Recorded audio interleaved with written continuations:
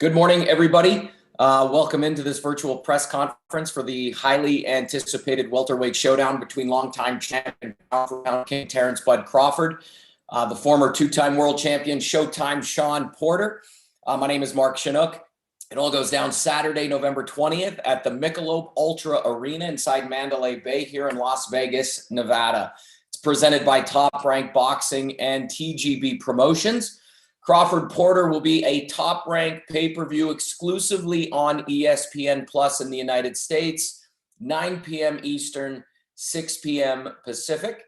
The pay-per-view telecast also includes a 12-round IBF middleweight title eliminator. It features unbeaten contenders Esquiva La Pantera Falcao and Patrice Volny, a 10-round middleweight fight between rising star Yanibek Kazakh-style Alim Hamala and former world champion Hassan Ndam, unbeaten lightweight Raymond Murataya versus Elias Araujo. Big thing to note here, there are less than 200 tickets remaining available on AXS.com. The response to this fight out of the gate has been overwhelming, and having 200 tickets left to go, obviously this thing's going to sell out quickly. Bob Arum, chairman of Top Rank Boxing, is on the line. Bob, we're going to start with you. What have you heard from Terence's camp? What do you expect from the man that you've now promoted for nearly a decade? Well, you know, these two fighters, Terence and Shawn, are the elite of the welterweight division. And because I've been around boxing for so long, it really reminds me of the great years in the 80s when Ray Leonard and Tommy Hearns and Roberto Duran were going at it, fighting each other. Welterweight division has always been a top division because there's so much action that the fighters bring, and Terence and Shawn remind me of that era when these great fighters went at it. So I'm not surprised that we sold out so quickly. I'm not surprised that there's so much interest in this fight because I don't have to sell anything here. Everybody who knows anything about boxing knows what a great fight and a competitive fight this will be. Thanks, Bob. Just quickly to everyone, there's no live streaming of this call. Upon the conclusion, you can get Top Rank YouTube channel, get all the clips for your outlet. I believe Shawn is on the call. Showtime Shawn Porter. Yeah, there he is. How we doing, brother? How you feeling, man? I'm great. Hey, we're 10 days out. What can we expect? How you feeling? How's camp going? I'm great. On my way to fantastic. Camp has been extraordinary as always. It's been different as always. A lot the same, but pushing, you know, and almost done. This is peak week for us, and so we're making sure everything is polished for the fans on for the fans next week. All right, everybody on the call, this is not new to you guys. Hit the little raise hand button. Evan Korn is available as well. You can message him directly. Keith from Boxing Scene, why don't you kick us off, Keith? Hey, Shawn, how you doing? What's up, Keith? Doing good, man. Thanks. Shawn, I was just wondering if you could tell me who you think is the most difficult fight for Terence before you step in the ring with him and why. I think that the fight with Jose Benavidez may have been one of the more difficult fights for him. The one he had most recently with Mean Machine, I really just trying to read into that one. I'm not sure if it was Terence's mental approach that left him kind of losing a few rounds in that fight and getting put down in that fight. But I don't think that Terence has been in the ring with enough of that type of quality that can push him to some limits. I've been pushed to the limits multiple times, and I've answered every single time. So I think that I've had the experiences required to get the job done and be that first guy to do it against Terence Crawford.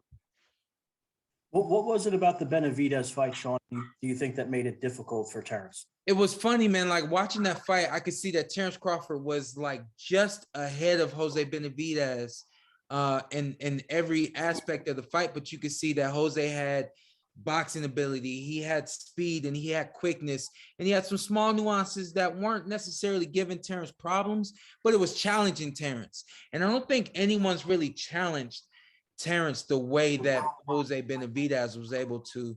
Again, I speak to that Mean Machine fight. I don't think that Terence was necessarily there the way he was against Jose Benavidez. And I think that even though I don't think Jose won very many rounds, I don't remember Jose maybe 2 or 3 rounds through the course of that 12th when he got knocked out. But I just felt like he was just behind Terence in every aspect of that fight. And so when I look at that fight, I say, you know what? I know that I've got everything that Jose's got, and I got a little bit more. And so, you know, when you turn it on and you make that small little difference there, you know, you turn in, you're winning rounds. And you know, I think that for a lot of this fight, it may be about winning rounds and then ultimately trying to hurt Terence and put him into some vulnerable positions. Thank you, Shawn. Dan Rayfield. Thanks a lot. Hello, Shawn. Dan Rayfield here. What's up, Dan? How you doing? Looking forward to seeing you next week. My question for you is, you know, you and Keith were just discussing sort of the level and the merit of the competition that Terence has faced. How do you feel about the fact that there are so many people, whether it's media or fans, that are excited for this fight? Because part of the reason, because they finally see Crawford be the one to step up and fight what people consider to be an elite welterweight, such as yourself. You've already done that numerous times in your career. But what can you talk about as far as the fact that it's Crawford finally getting the chance, it happens to be against you, to take on an A-level welterweight? I'll be completely honest and candid with you, Dan. I had a conversation with someone. I won't tell you who it was, but they were saying you need to go get that fight with Terence. And I said, I don't want to be the first guy that he fights who people consider to be elite. And the reason why is because the worst is more than likely going to happen to him. And then everyone's going to look at him like he's not who he is. Terence Crawford is an elite boxer. He's a great boxer. And I think that, you know, you don't want that first showing to be against one of the best elite boxers in the world. And it just happens to be the case with this fight. So, you know, I think that while everyone's like, all right, we finally get to see him against one of the best, they're not going to get what they're used to seeing out of Terence Crawford. All right. So you are supposed to be the big step up for him at welterweight, but you have faced, you know, guys, you know, at the top already, whether it was Spencer, Garcia, Thurman, you know, even in your losses, they were super close. What are you going to bring different to show him that it is different levels in the welterweight division? Well, yeah, I mean, I am different. You know, you take a look at any of my fights, literally, and you'll see the combination of and the versatility that I have. And he has not been in the ring with that. And I don't think any of the other guys in the division, the elite guys that I've been in the ring with, they hadn't seen anything like me before, and they never will. You know, I'm one of a kind. And you know, with that being said, you say, hey, what makes you why are you the guy to beat Terence Crawford? No one else has.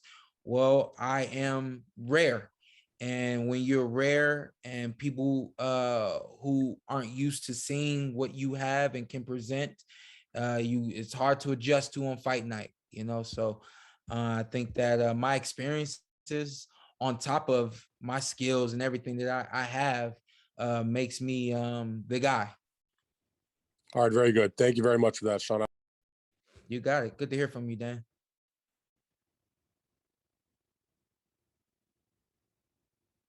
TC Martin, you're next. Please go on when ready, sir. Cool. Hey, Shawn. TC. Hey, we know that you are always brimming with confidence. What do you see in Terence that really makes you confident that you're going to go in here and win this fight? I'm gonna say this, and I don't think it's even gonna make a difference, but he's got this rhythm about himself, and he's got, of course, a confidence about himself as well. And that's kind of like where I live. Like, I live in disrupting your rhythm. I live in figuring out what makes you uncomfortable. And it's hard to adjust to on fight night, So when I look and I see the way he likes to move, and I start to not allow him to move that way and disrupt things, he's someone who he's an emotional fighter. He's gonna get uncomfortable, and it's gonna start to fester mentally and emotionally, and it's gonna show up in the fight. Finally, talk about fighting in Vegas. I mean, you lived here a long time. You've been wanting to fight here for a long, long time. We've talked about it so many times, but just talk about finally getting that opportunity to fight basically in your second hometown here. I tell you what, I'm glad I'm not fighting in front of that green screen. I'm glad that I'm actually fighting in Las Vegas. Moving here, we wanted to live here, train here, fight here, and we have not been able to do that, man. For this to be the big fight that it is, and for us to be doing it right here at home, it means a lot to me. Every fighter wants to be in Vegas, and even though I haven't had very many opportunities to fight here at home, I consider this, for the magnitude of this fight and where it's happening, it's perfect for me, and I wouldn't have it any other way. Thanks, TC. Ernesto Amador. Ernesto. Thank you. This question is not only for Shawn Porter, but for both Arum as well. 2021, it was great. It doesn't matter about the COVID. We had a great fight, and of course, Top Rank is the leader on this kind of event.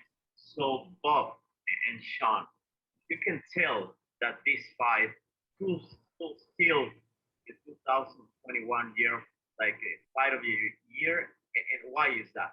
Yeah, I mean, first of all, let me give a hand clap to Top Rank for being able to figure out how to move through the pandemic. They kept boxing going through the pandemic, and in my personal opinion, I feel that it's almost like the previews of a movie until the big movie, and this is the movie that everybody wants to see.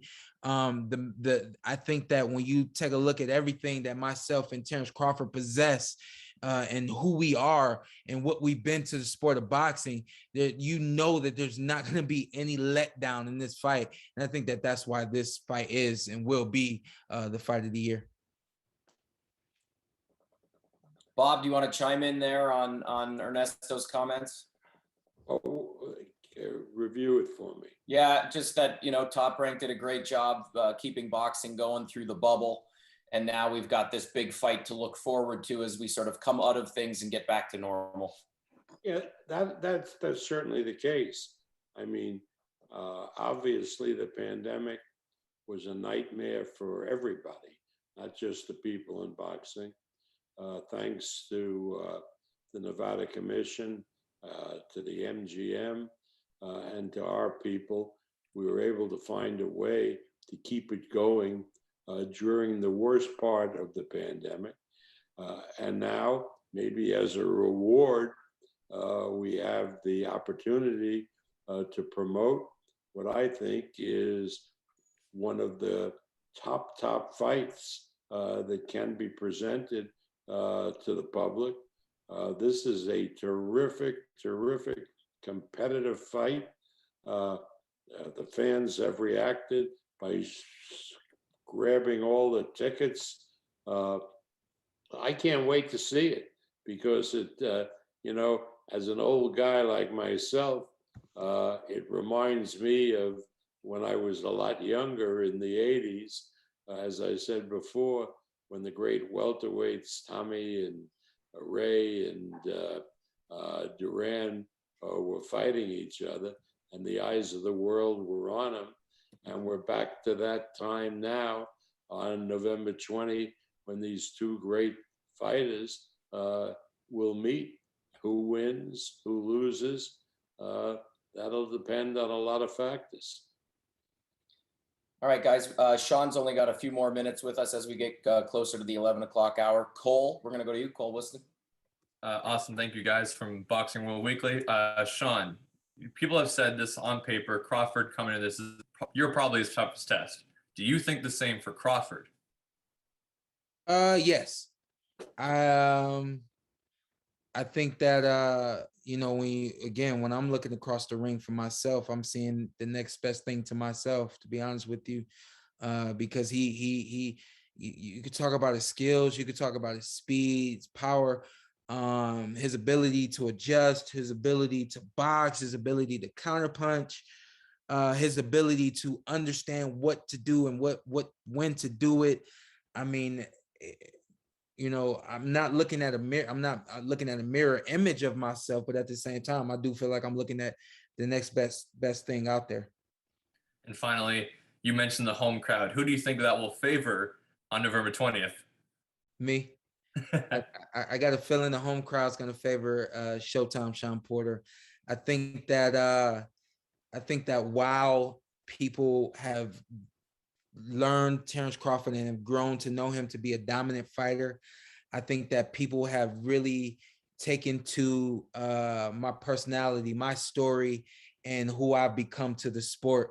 And I think for those reasons, there's going to be more Showtime fans out there than Bud fans. All right, we got time for one more for Shawn. We'll go to Ismail Abdul Salam. Thank you. Shawn, now that you've been doing your podcast, you've been on the media side, and I'm sure you realize how important it is to create narratives and set narratives in the industry. What do you feel is the biggest narrative that needs to be dispelled heading into this fight on the 20th? Wow, great question.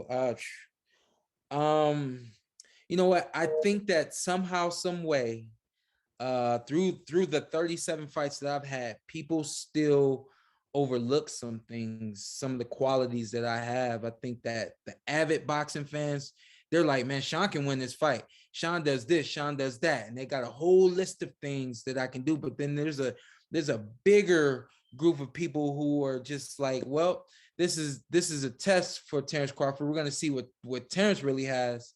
And I don't take it personal, but at the same time, you got to understand that this is more than a test for Terence Crawford. This is, his livelihood is on the line, and everything that he's about is on the line. And with that being said, it's more than the test. And I think that people, the question that's really going to be answered there is, I think after this fight, Shawn Porter is going to be looked at as not going to be looked at anymore as that quote unquote test for fighters or a specific fighter. Thank you very much, and best of luck. Hey, real quick, I want to go to Alan Alford real quick, because my man been cheesing this entire show. So we'll end with him. Let's do it. Alan, all right. Thank you, Shawn. I appreciate that. Yeah, my question is this. Typically, when it comes to Terence fights, when he switches styles, in a nutshell, the fight's normally about over. Yeah. How are you going to handle when he switches styles, that in the ring, him going from an orthodox or southpaw, and adjust to that on the wing and be successful? Sure. I got here because of my foundation. And that's a great question, Alan. I got here because of my foundation. I got here because I started boxing when I was 5 years old. I started competing when I was 8 years old. I got here because I never stopped. I played football in between. I did some other sports in between, but boxing has always been a part of my life. Anyone at the top of the boxing world, when you take a look at their history, more times than not, they started when they were young. It's something that they've always done. Even when you take a look at Terence, his story is a lot the same. A part of my foundation, I don't know why my dad created this rule, but my dad had a rule: when guys would switch, you jump on them. You don't allow a guy to switch and adjust to now fighting from the other stance. And so with that being the rule of boxing for me at such a young age, that's a part of my foundation. So when you're asking me, well, man, how are you going to handle when he switches? Well, I've been handling that literally my whole life. I'm 34. I've been doing this since I was 6 years old. I've been competing since I was 8. That's a part of who I am, Part of who I am is handling guys when they want to switch styles, or they want to go from being a counterpuncher to being aggressive, and so on and so forth. So here's the thing, man. I'm prepared for everything that Terence Crawford is going to bring on fight night, and easier said than done. But my record speaks for itself. I always answer the bell. I'm always ready. And there's a reason my name is Showtime. I show up on Showtime. Hey, Shawn, before we let you go, first of all, thanks so much for spending time with everybody on this call. I can just see everybody's faces smiling, everybody's grinning. Everybody's excited about this fight. Yeah, man. Final thoughts before you click leave meeting. I'm excited myself. I think that all of the talking is just about done. I got a couple of surprises next week I'm excited about. And man, this is basically who I am, and this is what I do, and I'm looking forward to next week. I will also say this: you've never seen Terence Crawford has never been in the ring with the fighter as confident, as poised, and as excited as I'm gonna be on fight night, and that is a problem for him. You guys have a great day. Thank you, Shawn. Bob, before we move on to Bud, I want to just ask, just sort of harping on what was already discussed about coming out of the bubble and all of the work that Top Rank did to keep boxing at the forefront, filling in for content on ESPN when there was no content on ESPN. It really provided an opportunity for boxing to take center stage. And I know that excited everybody on this call. It excited me, being new to the Top Rank family. How exciting is it now that, hey, we had Fury Wilder 3, great crowd, and now literally this fight sold out, Mandalay Bay. Talk just a little bit about all the hard work that Top Rank did to keep boxing at the forefront throughout the pandemic, and how that's paid off now tenfold with what we're seeing with these great marquee fights. Well, that's really two aspects. One is, yes, we kept boxing going and really fed the public with, there were times, a couple of months, we did 2 boxing shows every week, every Tuesday night and every Thursday night. It wasn't easy, but thank God we got through it, and we were able to keep boxing going, and also make new fans out there because in effect, we were the only show in town. And then gradually PBC got involved and started putting good fight shows on. And now boxing is back. We had an outstanding, you're right, about Fury and Wilder. That was a great evening, great for boxing. PBC's attraction last Saturday was terrific. Canelo and Plant. And now another big fight coming up. Terence Crawford and Shawn Porter. So boxing now, just the way the rest of the country is, it's back. We still have the tail end of the pandemic, but we're overcoming it. And what's happening in boxing, I think, really reflects what's happening at least in the United States, getting back to normal and digging ourselves out of the horrible pandemic. And people, boxing fans, sports fans, on April 20 will congregate together because, again, hopefully they've been vaccinated and you can get together in groups and watch on ESPN Plus the pay-per-view of this great fight. And, people say, well, if 10, 20 people get together and watch a fight, it cuts down on the revenue for the promotion, and that's true, but that's how the fight should be watched. People, I really recommend that people make parties, get together. You know, we've been starved for social interaction, and these fights on pay-per-view provide a opportunity for people to come together, to be entertained, to have a great social evening. And I'm sure that's what's going to happen on November the 20th. November 20th. One more, Bob. Now that you've had a chance to listen to Shawn, like everybody else, what's your impression of him now that we're 10 days out from this fight? You've had a chance to hear him speak. What's your impression? My impression is that he's an extremely articulate young man. He really give him the microphone more often, because he can talk about and sell this event better than I can, better than Tom Brown can. He's a terrific addition to the media, and he's a tremendous fighter, and all in all, a great young man. Thanks, Bob. I'm getting note here from Evan in the chat that Bud is joining the call right now. Let's just give it a second. Evan, is Tom Brown on the call? Can we go to Tom? No, we're gonna wait for Bud. Bud will be on in about 2 minutes. So 1 minute. Yeah. Okay.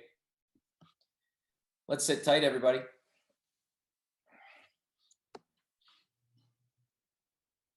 Matt Kenny on the call. Hey, Matt, I just saw your face pop up. How you doing, brother? We got to unmute Matt. Matt from ESPN programming on the call. That's great.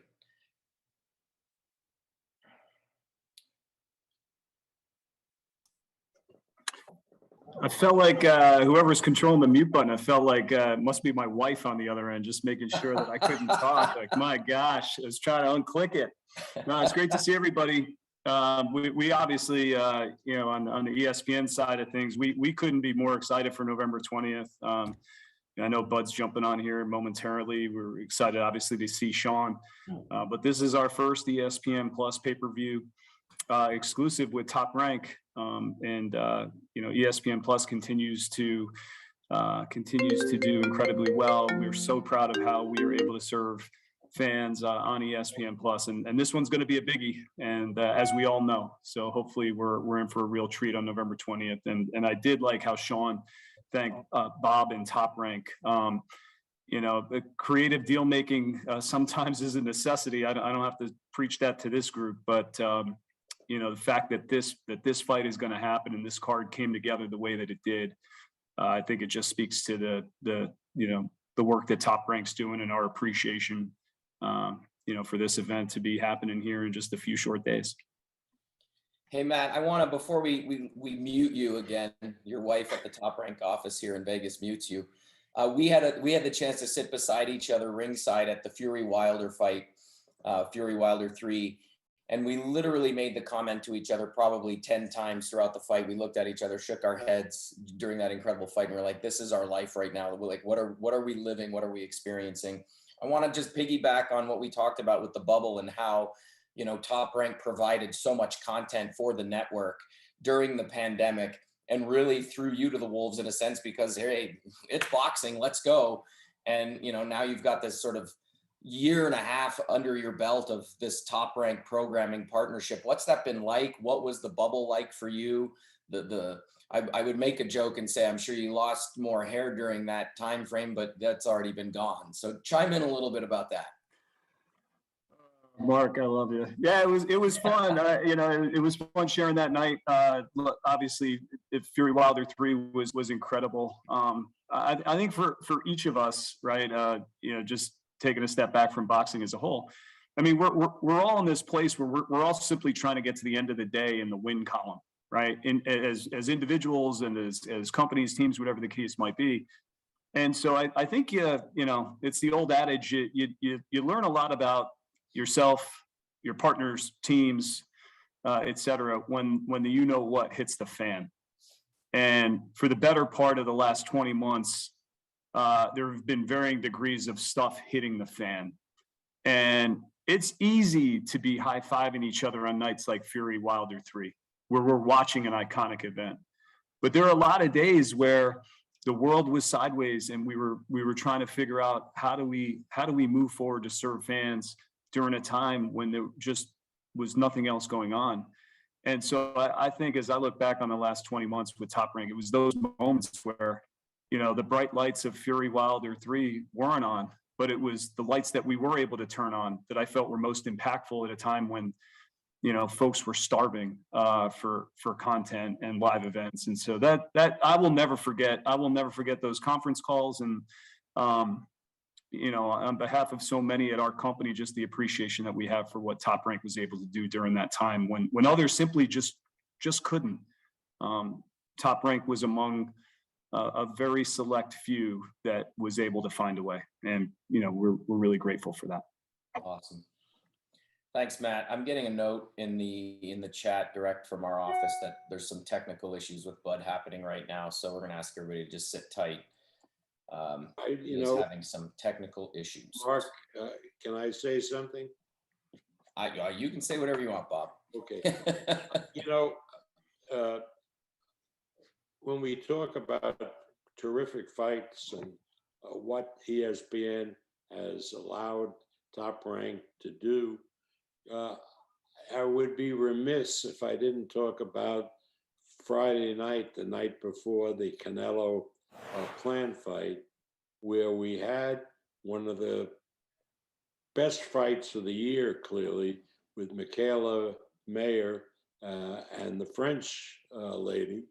That was 10 rounds of intense action. It was one of the best fights that I've seen all year, and my hats are off to both of those combatants because there have been times when women's boxing is sort of, to be honest, a little boring. But anybody who saw the Michaela Mayer Hamanashu fight cannot say that it's boring. It was intense. These women never stopped throwing punches. And I really believe that building from that fight will help women's boxing in the future, because if we can get fights like that from the ladies, there will be many, many people who haven't been fans of women's boxing watching and being entertained. So hats off to ESPN for allowing us to put that fight on, not only just on the card, but as the main event. Yeah, it was a great fight. Since we're talking about that fight, Bob, I got to bring it up because Eddie Hearn commented on it immediately, and as did everybody probably on this call. The scoring issue sort of overshadowed the great fight because it was an unbelievable fight. They went at it, like you said, for 10 rounds. It was much closer than the cards sort of let out. So what's your thought there? Well, the rounds were close, but the fight, you know, maybe I was partisan, but I had Michaela winning 9 out of the 10 rounds. Now, you know, because I'm not a judge, but I've seen a lot of fights, and Michaela clearly was throwing the better punches, the harder punches. I don't care how many punches each of them hit with, but there's no question when you watch that fight that Michaela was throwing the more lethal punches. So, you know, I had it 9 rounds to 1. One judge had it 9 rounds to 1. Another had it 8 rounds to 2. And a third judge had it 10 rounds to nothing. But those were all close rounds. And you score each round by as an individual battle. And while it was a close fight because the rounds were close, I could even understand a 10-0 scoring. So, I mean, Eddie, you got to understand, Eddie Hearn, you can't listen to. Eddie Hearn just goes from the mouth and says whatever comes to his mind, whatever is going to benefit him. So, you know, he's entitled to his opinion, but I thought the scoring was okay. All right, thanks, Bob. Just waiting on word for Bud here, you guys. Thanks for your patience.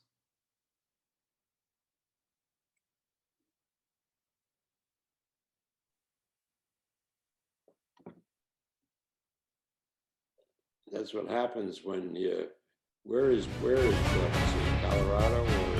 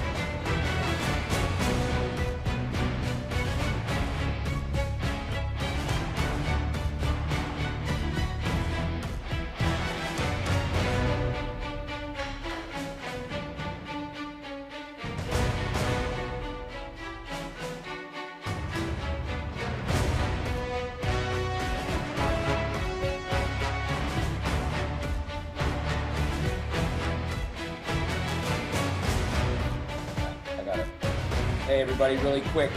Just got a call from the Top Rank office. I'm currently at my house. Terence is in the mountains in Colorado having technical issues with the Zoom. So unfortunately, we are going to have to reschedule with Bud. So I apologize. That's the call I just got from Evan at Top Rank. Appreciate each and every one of you. Obviously, we'll do our best to get this rescheduled because it is a big week ahead. If you have any questions, please reach out to Evan at Top Rank or hit me up on social. I'm looking forward to this one. Great to see all your faces. It's cool to see faces in this setting because, like I said, I'm new to this with Top Rank. I'm enjoying every minute of it, and you guys make it special. So thank you for your time, and we'll see you at the fight. Have a great afternoon, everybody.